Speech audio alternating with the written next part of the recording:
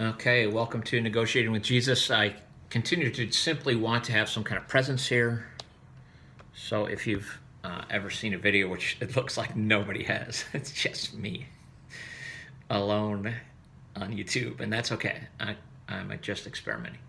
So I have been going through the book of Mark and giving some kind of commentary that suits the way I look at it as an average guy. And what I want to do, negotiating with Jesus, is be an average follower, a country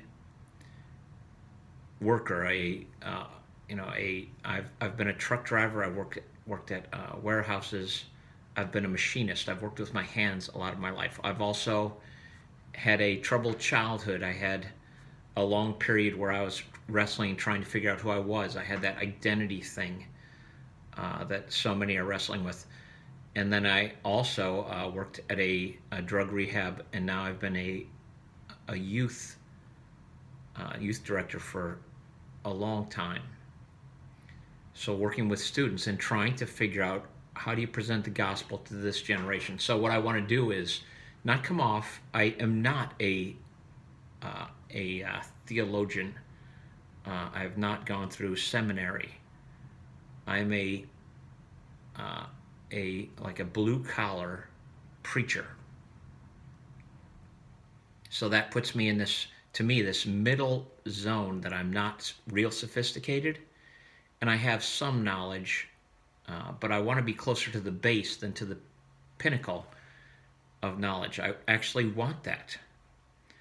So as I look for a space of where an average guy fits in, I'm now going to try and tell some jokes because things keep dawning on me. So I'm going to try and get into some kind of habit, because that seems like it. That's the success of YouTube, is continuous daily content that seems enjoyable. So jokes, it seems like, would be enjoyable. So the reason I'm going to tell a joke is this. I'll give a little more background, and then I'm going to tell you the joke, and then maybe that'll be it. I don't know. So the reason a joke, it dawned on me as I preach a little bit, that when we're delivering the gospel of Jesus, what we're saying has to be received in some way like a joke. You have to get it. It has to be a simple exchange. It has to not be a great cost. The investment has to be minimal. And a joke, when you see somebody and tell them a fun little joke, it is a very low-cost way of just giving a gift. So the idea that I can interact with people and just give something sweet to them that in some way brightens their life, that seems like a skill worth developing. So the thought I have is we ought to all develop some sort of understanding and timing and delivery of a small, fun story that can spark happiness, joy, laughter, can be light in a dark world. Well, that's what the gospel is. It's supposed to be some encounter where you plant a seed or bring some light into somebody's life. So the two are related. I'm trying to sort that out. So I'll tell you why what dawned on me about jokes. So I tell this joke that my 6-year-old understands, and the joke is, all children know this joke. Why was 6 afraid of 7? Why was 6 afraid of 7? Because 7, 8, 9. So there you have a joke, and it's a nice string of numbers. Why was 6 afraid of 7, 7, 8, 9? 6, 7, 8, 9 are all involved in the joke. So my 6-year-old can count well past 100. So she gets that you just told a story that's 7, 8, 9. Now what happens to a 6-year-old is all of a sudden something awakens in them. A 6-year-old can understand the complexity of that story that you said, because 7, 8, 9, and she will sit and you can watch the wheels turn, because 7, 8, 9. She knows what 7, 8, 9 means. It's counting. And then she says, you said 7, 8, 9, but you meant 7, 8, 9. And all of a sudden, it opens up, a world opens up, and she all of a sudden has gone into another world where a level of sophistication has been opened up. And it's funny and it's interesting. It's a surprise. So a 6-year-old is surprised that 7, 8, 9, the numbers can also mean 7, 8, 9. And she's like, what? That is so fun. That's so clever. She starts hearing something about language and about interaction, and all of a sudden it opens up to her, and then she starts to say, well, I would love to enter that world. Well, that's the gospel. If all of a sudden the gospel opens up to you and you say, you mean there's another world where my heart can find peace, where my burdens are lifted? I would love to enter that world. Can you tell me again? So my daughter then starts telling jokes. She starts trying it. And it's the same as Christianity. You enter in and you say, well, I'd like to try it. And it can go terribly wrong.